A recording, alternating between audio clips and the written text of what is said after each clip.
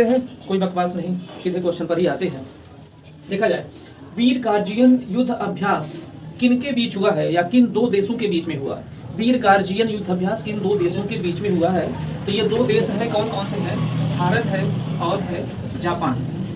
भारत और जापान के बीच में ये वीर गार्जियन युद्ध अभ्यास हो रहा है। अच्छा, अगर देखा जाए ना भारत और जापान के बीच में हुआ है, तो जब कभी भी कोई देश का नाम आता है, राज्य का नाम आता है, तो जो चीज़ मैं आपको हमेशा से बोला हूँ वही हम सबको करना है। भारत के अलावा एक देश आया है जापान, तो जापान के विषय में हम सबको वो सारी चीज़ें जान लेना है जो हम आपको बताते हैं हमेशा। जैसे जापान की कैपिटल कहाँ पर है? जापान की कैपिटल कहाँ पर है? टोक्यो है। और अगर हम बात करें कि जापान के वर्तमान में पीएम कौन है, पीएम कौन है, उनका नाम है फुमियो किशिदा। फुमियो किशिदा, शायद आप लोगों को याद भी होगा ये फुमियो किशिदा। और अगर बात करें ना कि वर्तमान में वहाँ कोई किंग हुआ करते हैं, किंग, जापान के किंग का क्या नाम है? नारुहितो। हाँ, ये पूछा तो वैसे नहीं जाता है, लेकिन आप अगर याद किए रहते हैं तो कोई ये एसिडिटी पैदा नहीं करेगा ना। किंग नारुहितो है, ठीक है। अच्छा, अगर युद्ध अभ्यास की बात आई है, वीर गार्जियन अगर भारत और जापान के बीच में हुआ है, तो और ढेर सारे ऐसे युद्ध अभ्यास हुए हैं जिन पर हम सबको चर्चा कर लेनी चाहिए।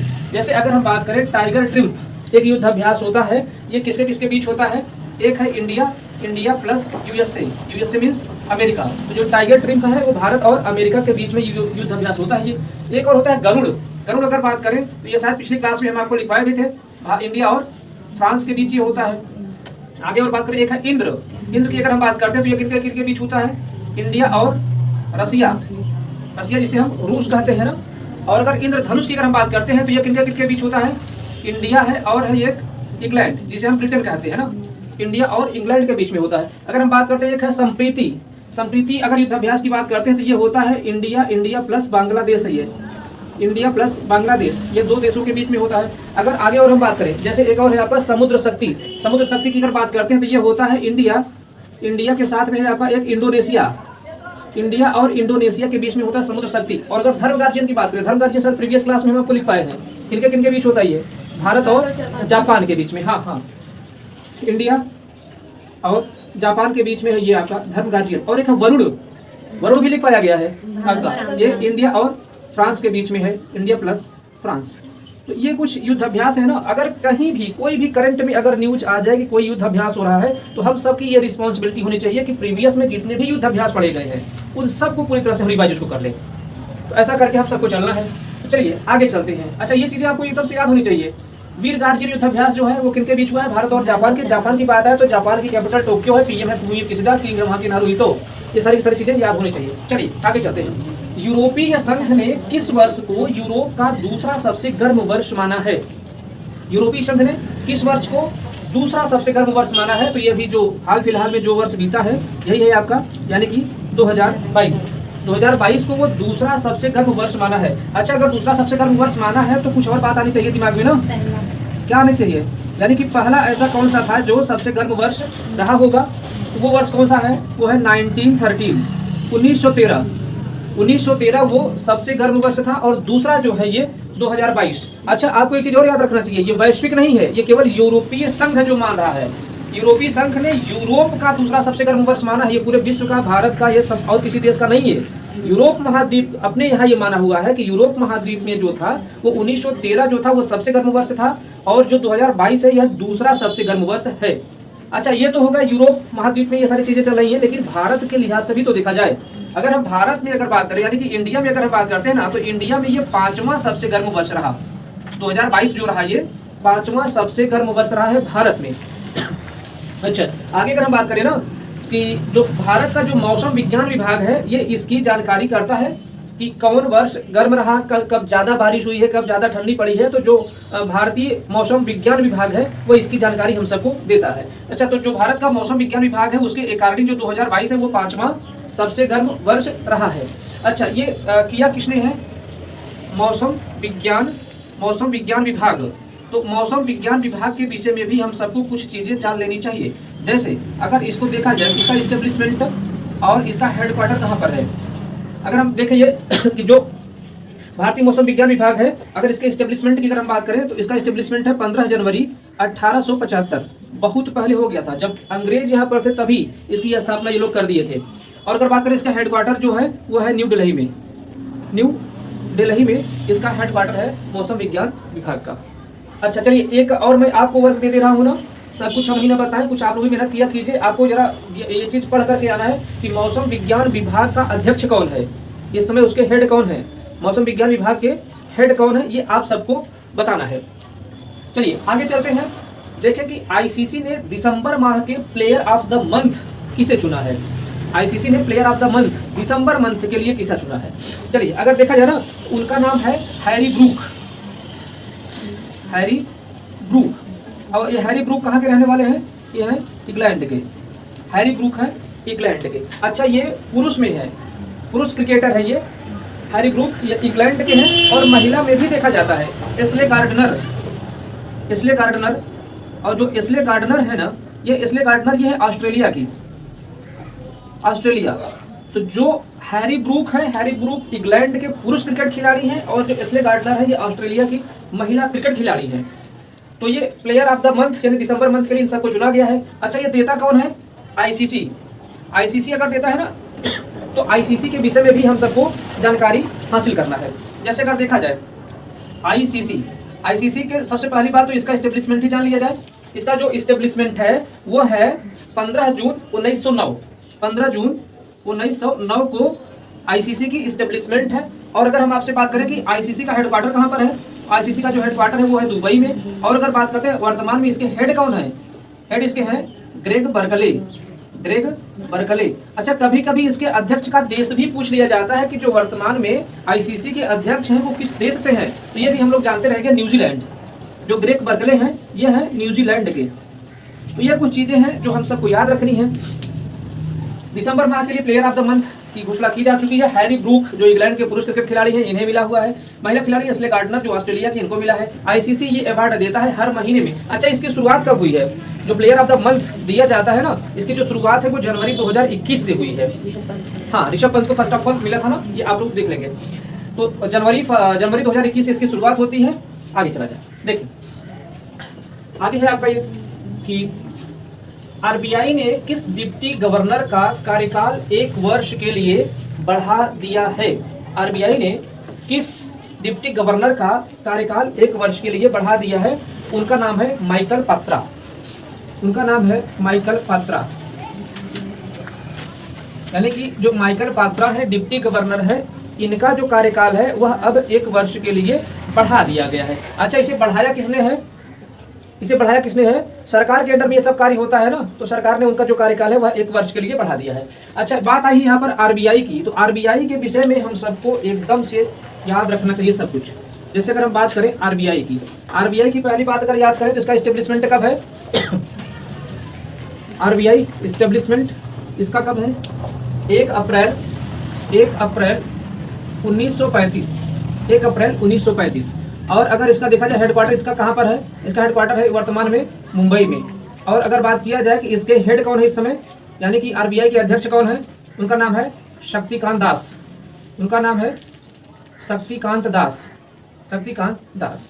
अच्छा कुछ चीजें और हम लोग जानते हैं आरबीआई के विषय में ना। जो आरबीआई है उसका इस्टेब्लिशमेंट किस एक्ट के थ्रू हुआ है, तो एक आया था आरबीआई एक्ट 1934, 1934 का एक्ट आया था। और ये एक्ट लाया कौन था, एक कमीशन गठित किया गया था जिसका नाम था हिल्टन यंग कमीशन।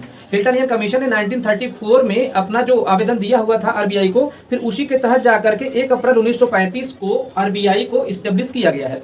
अच्छा अगर ये बात आपसे करें ना कि जो आरबीआई है, आरबीआई का पहले हेडक्वार्टर मुंबई में नहीं था। जब 1 अप्रैल 1935 को आरबीआई की स्थापना की गई तब इसका जो हेडक्वार्टर था वो बनाया गया था कोलकाता में, लेकिन just after 2 years in 1937 it was shifted to Mumbai. और अगर हम बात करें कि इसके पहले ही जो गवर्नर थे उनका नाम था ऑसबॉर्न स्मिथ, जो पहले गवर्नर आरबीआई के हुआ करते थे, ऑसबॉर्न स्मिथ। और वर्तमान में अगर बात किया जाए तो शक्तिकांत दास हैं। अच्छा आरबीआई की कार्यप्रणाली के बारे में थोड़ा बहुत हम लोग बातचीत कर लें। अगर आरबीआई को रेगुलेटिंग बॉडी जो होती है, जो इसको रेगुलेट करते हैं ना, उसमें कुल 5 सदस्य होते हैं। उन 5 सदस्यों में कौन होता है, एक जो होते हैं वो आरबीआई के चीफ गवर्नर होते हैं, मतलब गवर्नर हैं। और उनके बाद जो 4 लोग होते हैं वो होते हैं डिप्टी गवर्नर।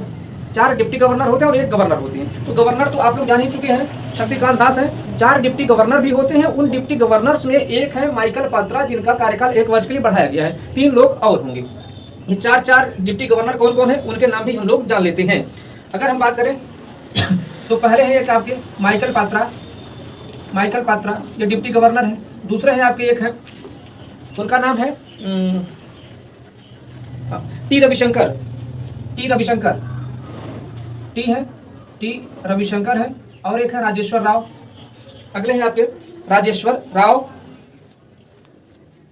राजेश्वर राव, और जो चौथे हैं वो है एम के जैन, एम के जैन। ये चीजें भी याद रखेंगे क्योंकि ज्यादा हाईलाइटेड तो पूछे जाते हैं। आरबीआई के गवर्नर कौन है? शक्तिकांत दास। शक्तिकांत दास कभी अगर ये थोड़ा सा आपको उलझाना चाहे ना तो आपसे गवर्नर न पूछ करके आपसे डिप्टी गवर्नर भी पूछा जा सकता है। तो ये चीज हम सबको एकदम से याद होनी चाहिए। माइकल पात्रा, टी रविशंकर, राजेश्वर राव और एम के जैन, ये चार जो है डिप्टी गवर्नर है आरबीआई के। ये चीजें हम सबको एकदम से याद रखनी है। चलिए आगे चलते हैं। देखा जाए T20 में सर्वाधिक तेज गति से 1500 रन बनाने का विश्व रिकॉर्ड किसने बनाया है? तो अभी हाल फिलहाल में उनका नाम है सूर्य कुमार यादव। ये क्रिकेट खिलाड़ी जो इंडिया की तरफ से खेलते हैं, सूर्य कुमार यादव, ये T20 में सबसे तेज गति से 1500 रन बनाने का इन्होंने विश्व रिकॉर्ड बनाया हुआ है। अच्छा बात की जाए, ये जो 1500 रन बनाए हैं, ये 1500 जो रन बनाए हैं ना, ये केवल और केवल 42 मैच में बनाया है। और गेंदें कितना खेला है? 843 गेंद ये खेला हुआ है। 843 गेंद में ही ये 1500 रन बना दिया है। अच्छा अगर बात करें ना, जो दूसरा वाला है ना, ये तो इसका पहला स्थान है, फर्स्ट, लेकिन जो सेकंड स्थान है वो एक खिलाड़ी का नाम है मैक्सवेल। मैक्सवेल को आप लोग जानते होंगे, ये ऑस्ट्रेलिया का क्रिकेट खिलाड़ी है। ये दूसरा जो सबसे अधिक 1500 रन बनाया है ना, ये 940 गेंद खेल करके बनाया है। 940 गेंद ये खेल करके बनाया था, लेकिन सूर्य कुमार यादव इससे भी तेज 843 गेंद में वो 1500 रन कंप्लीट कर लिया, तो ये विश्व रिकॉर्ड उसके नाम है। अच्छा सूर्य कुमार यादव के बारे में एक चीज और आपको बताया ना, अभी हाल फिलहाल में आईसीसी ने प्लेयर ऑफ द मंथ दिसंबर का दिया हुआ अवार्ड ना, उसमें सूर्य कुमार यादव का भी नॉमिनेशन हुआ था, लेकिन इनको मिला नहीं। हैरी ब्रूक जीत गए उसमें।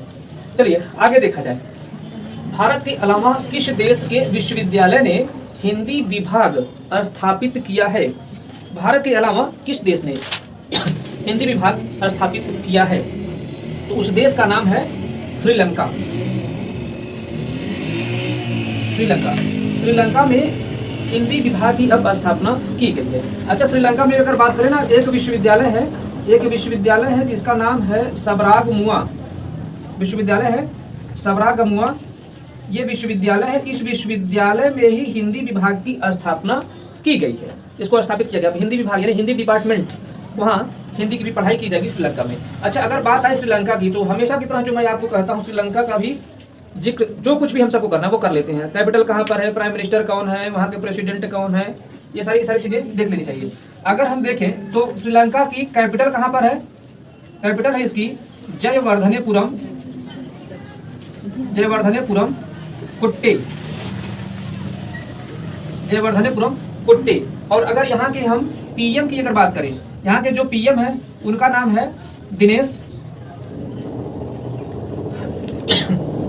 उनका नाम है दिनेश गुणावर्धने। और अगर यहाँ के प्रेसिडेंट की अगर हम बात करें तो प्रेसिडेंट हैं, यहाँ के प्रेसिडेंट हैं रानिल विक्रम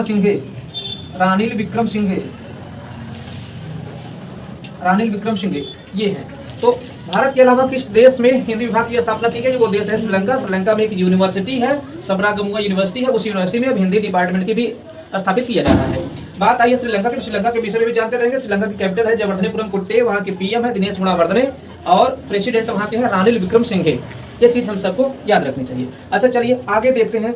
अनजान साक्षी किसकी आत्मकथा है? अनजान साक्षी किसकी आत्मकथा है? तो उनका नाम है के अब्दुल गफ्फार। उनका नाम है के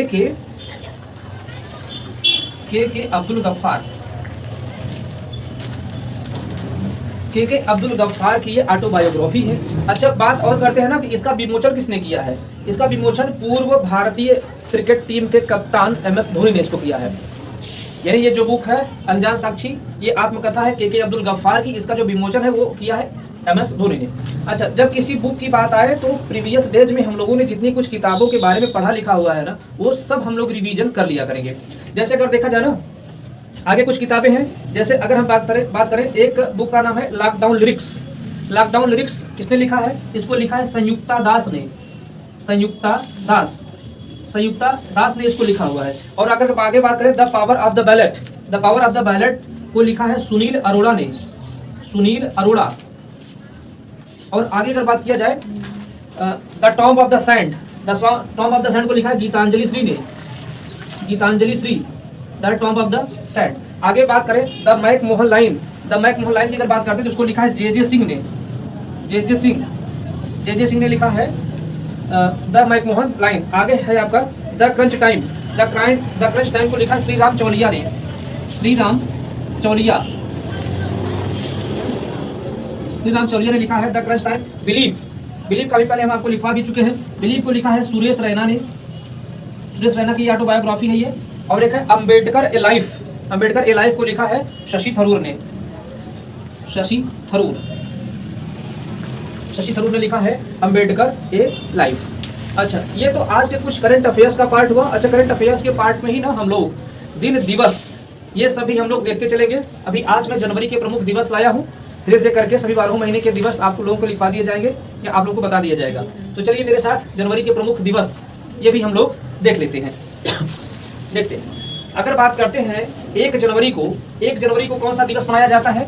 1 जनवरी को मनाते हैं परिवार दिवस यानी फैमिली डे मनाया जाता है 1 जनवरी को। और अगर 4 जनवरी को बात करें, इसे मनाया जाता है विश्व ब्रेल लिपि दिवस, 4 जनवरी को मनाया जाता है।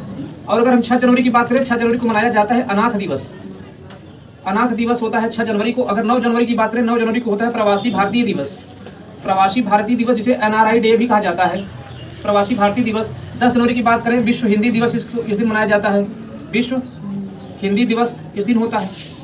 ये कुछ चीज़ें हैं। और अगर हम आगे आपसे अगर बात करें, जो 11 जनवरी है ये होता है मानव जागरूकता या मानव तस्करी जागरूकता दिवस, 11 जनवरी को मनाया जाता है। 12 जनवरी को किया जाए तो यहाँ मनाया जाता है राष्ट्रीय युवा दिवस मनाया जाता है 12 जनवरी को। और अगर 15 जनवरी की बात करें, 15 जनवरी को मनाया जाता है थल सेना दिवस है ये 15 जनवरी को। आगे बात करते हैं अगर 18 जनवरी की अगर बात करते हैं तो इस दिन मनाया जाता है टीकाकरण दिवस, 18 जनवरी टीकाकरण दिवस मनाते हैं। और अगर आगे हम बात करें 23 जनवरी को पराक्रम दिवस मनाया जाता है, पराक्रम दिवस से मनाया जाता है इस दिन। और आगे 24 जनवरी की अगर बात करें इस दिन मनाया जाता है बालिका दिवस 24 जनवरी को। आगे अगर बात करें 25 जनवरी को मतदाता जागरूकता दिवस मनाया जाता है, मतदाता जागरूकता दिवस इस दिन मनाया जाता है। आगे बात करें 30 जनवरी को शहीद दिवस मनाया जाता है, शहीद दिवस। या इसी दिन एक और दिवस मनाया जाता है कुष्ठ रोग निवारण दिवस